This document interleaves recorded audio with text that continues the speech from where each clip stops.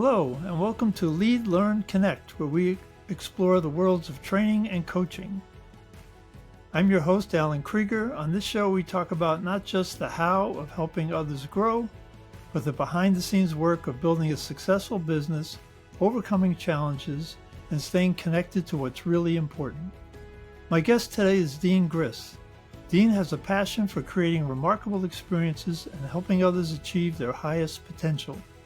Dean is from Parker, Colorado, and is known for his ability to authentically connect with his audiences through engaging stories and his high energy. Whether you're a new trainer, a seasoned facilitator, or just curious about what it takes to thrive in this world, this episode is for you. Let's get started.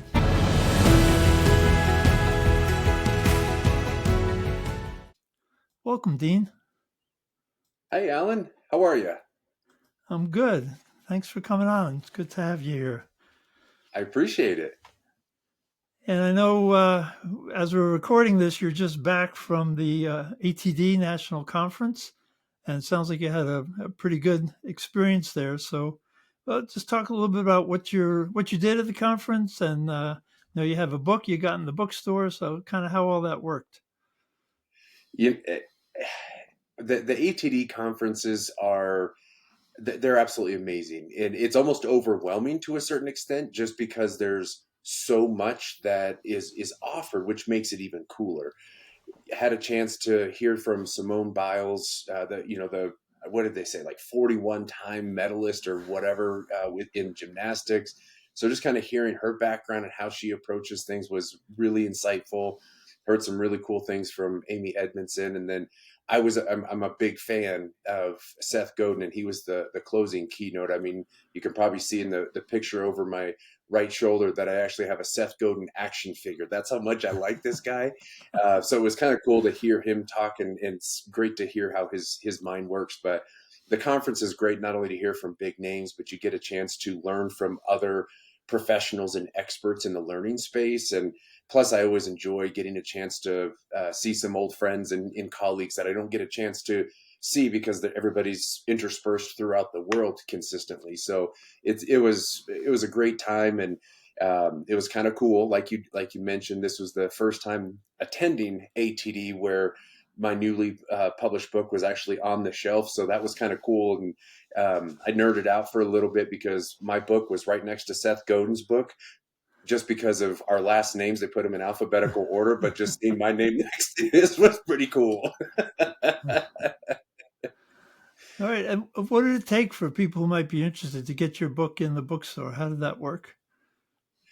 Well, that's the other thing that I love about ATD is they made it really easy. So I had the fortunate opportunity to present a session while at ATD, which centered around kind of some of the core components of the book. And when you sign up and you're selected, that as they do the follow up, you can actually select the box of, oh yes, I have a book. And then if you're selected, then they give you the opportunity to send them some books to actually have available on the shelf within the store. And then I was very fortunate to be able to do an author meet and greet, which I've been a facilitator my entire life. I've been a speaker, never thought of myself as a writer. So being a quote unquote author to go do one of these meet and greets was somewhat surreal, but it was absolutely cool to have some folks come up and tell them how excited they were for the book, and the appreciation that they extended from the actual session itself. But they make it pretty easy if you're selected, not only for a session but also to have the opportunity to have your book in the store. And your book has a very interesting title. Why don't you tell us a little bit about the title and some of the main themes in the book? Well, it's the title of the book is based off of an analogy I've used, I don't know, probably close to 20 years now. And I stuck with the title because I mentioned I've been a fan of Seth Godin, where his book, The Purple Cow, was kind of the inspiration for having a title vastly different than what is out there on the market, which can work against me in some cases because people look at it like, a duck butt, are you kidding me? But that's also the same reason when I start my sessions at ATD, I ask people by show of hands, how many showed up to actually learn more about creating great experiences? and how many show up just to figure out what a duck butt has to do with public speaking. And inevitably, 2 years now in a row, 50% of the people raise their hand because they want to know what a duck butt has to do with it. But ultimately, the analogy is when you think, if you picture in your mind a duck kind of floating on the water, right? It looks calm, cool, collected, unflappable, and it's just gliding along. That's that persona that as presenters or facilitators that we want to convey to our audiences. And yet, when the duck actually dips his head below the surface of the water, what's the only thing that we're able to see? The duck butt.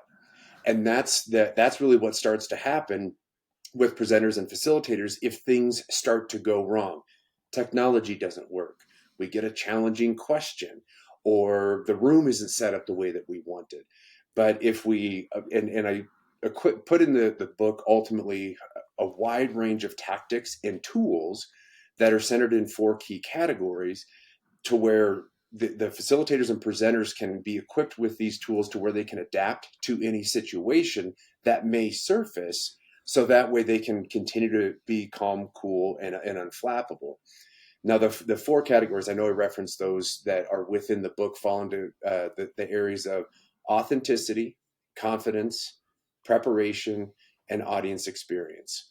All 4 of those have at least 5 different tactics at a minimum, 5 different tactics that users of this content can actually apply and utilize when anytime that they're in front of an audience. And this is agnostic of the type of audience. It could be a presentation, a training class, a team meeting, a one-on-one.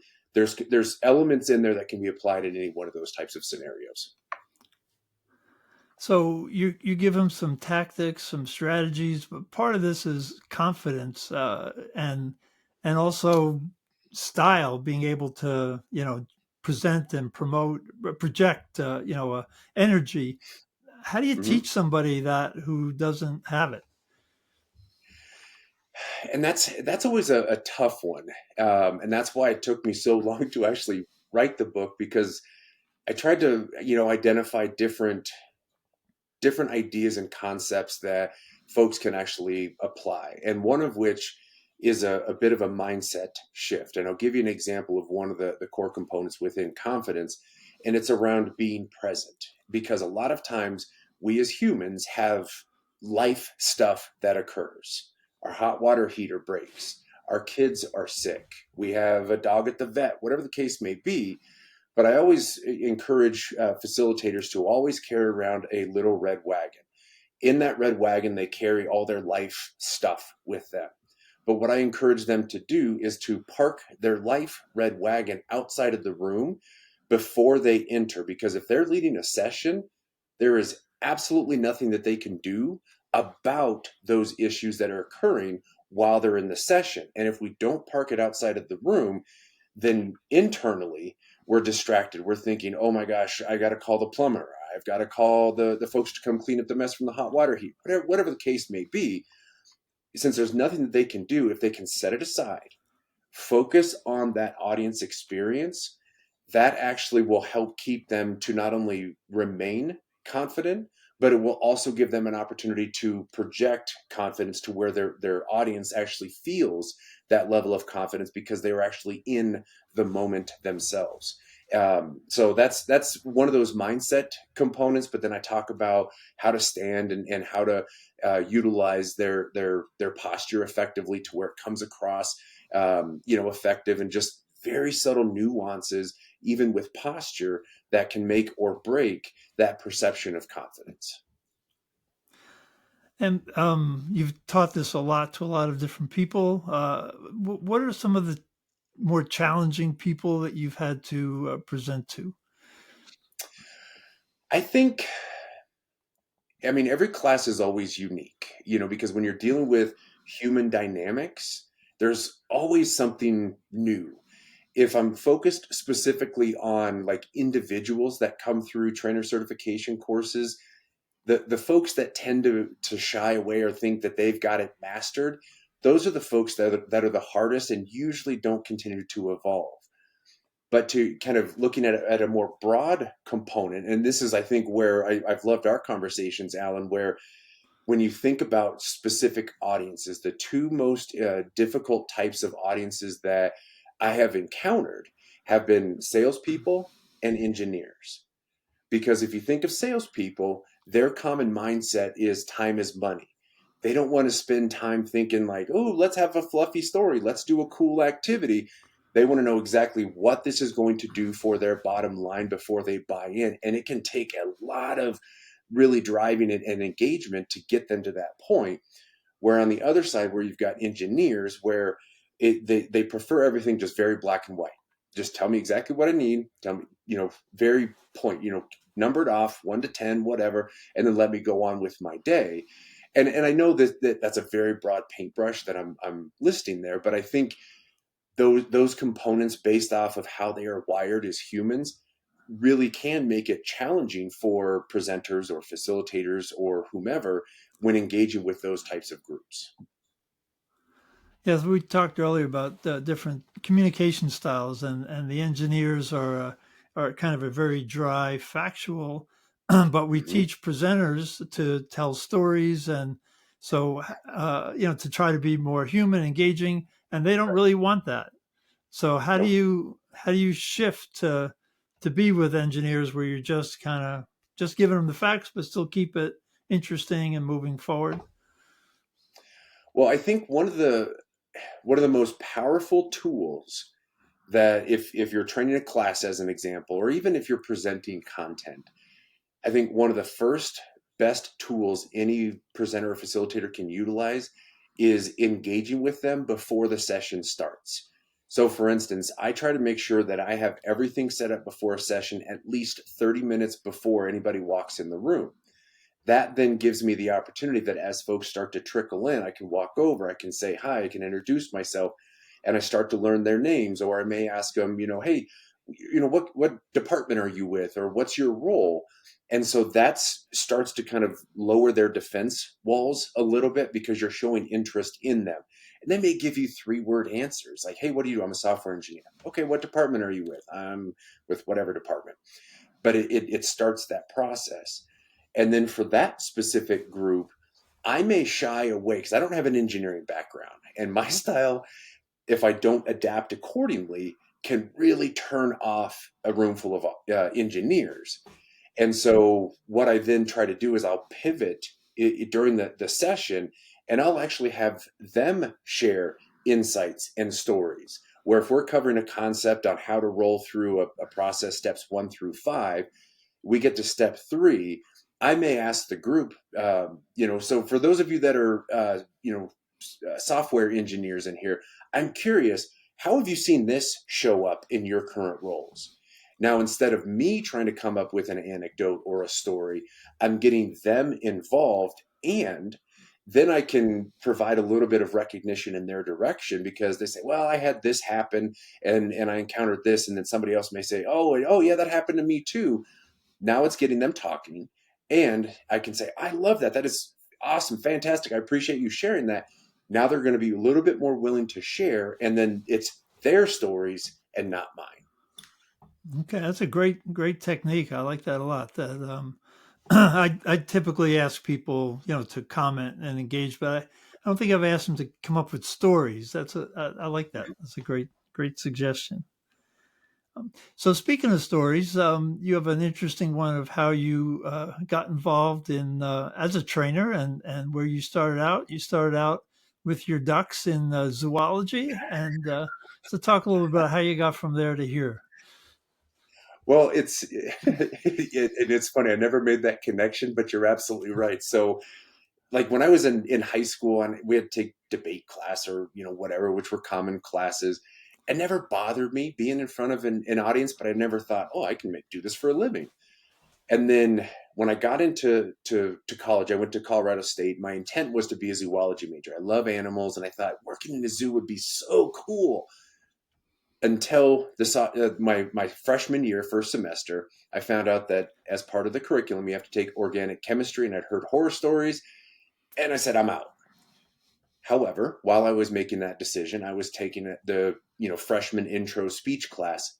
Loved it, absolutely loved the class, and so I thought, oh, I'm going to take another one of these. I took another one, and then I found another one, and then somewhere along the line, somebody said, "Did you know you can actually major in this?" And I thought, "Are you kidding me?"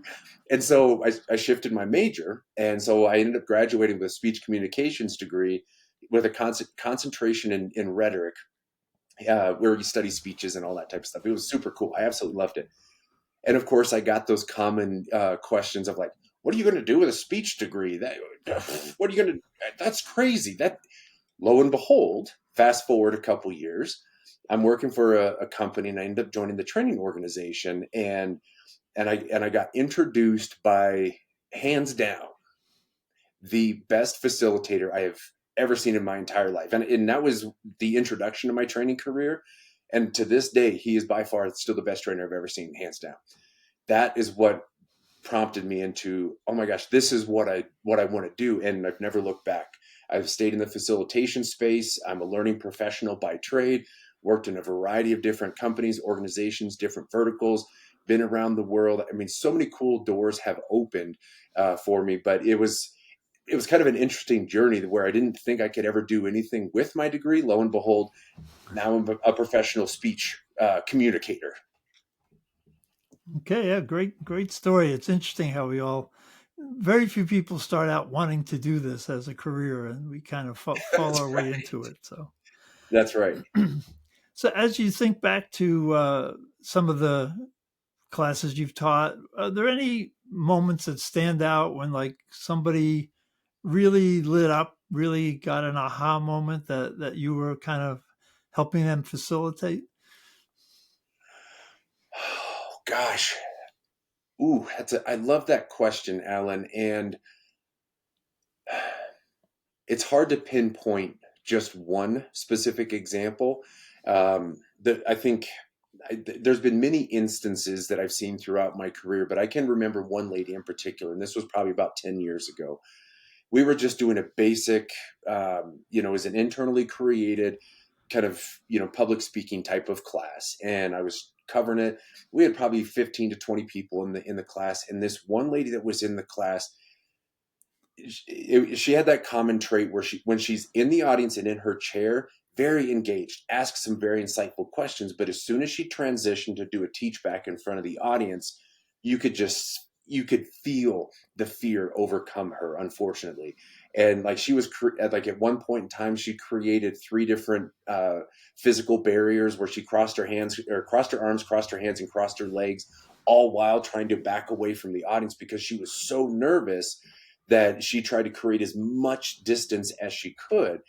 And this was only about an 8-hour session. And that was her first time up. And by the end of the 8 hours, she was able to, she made enough strides to where she could be in front of the audience. She was holding her notes, and you couldn't see the paper shaking like you could previously. And she looked and felt more comfortable. Now, if you were to ask her if she had it mastered, absolutely not. But just seeing the little progressions like that in a short window where folks can get past that just overwhelming fear of just standing in front of an audience and seeing them progress to where they can become just comfortable being in front of the audience. In my opinion, that is one of the most rewarding things that I have seen different folks accomplish anytime that I've had a chance to work with trainers and presenters. And I stopped counting once I eclipsed the 1,000 trainers and presenters that I've worked with throughout my career. But out of all the trainers and presenters, there's been so many cases of that. And that is the most rewarding thing to see, in my opinion. Well, thanks, Dean. Those are some great stories, and we're just about out of time. So I think that's it for today's episode of Lead, Learn, and Connect. A huge thank you to Dean Griess for sharing some great insights into the world of training and public speaking. If you found this to be helpful, be sure to subscribe, share it with a colleague, and leave a review. You can find out more about Dean's work and additional resources in the show notes. And if you're ready to strengthen the way you teach or coach, click on the show links to our website and learn more about the team model of communication. Be sure to follow us on LinkedIn or other social media. Until next time, keep leading with intention, keep learning, and keep connecting. Thanks for listening.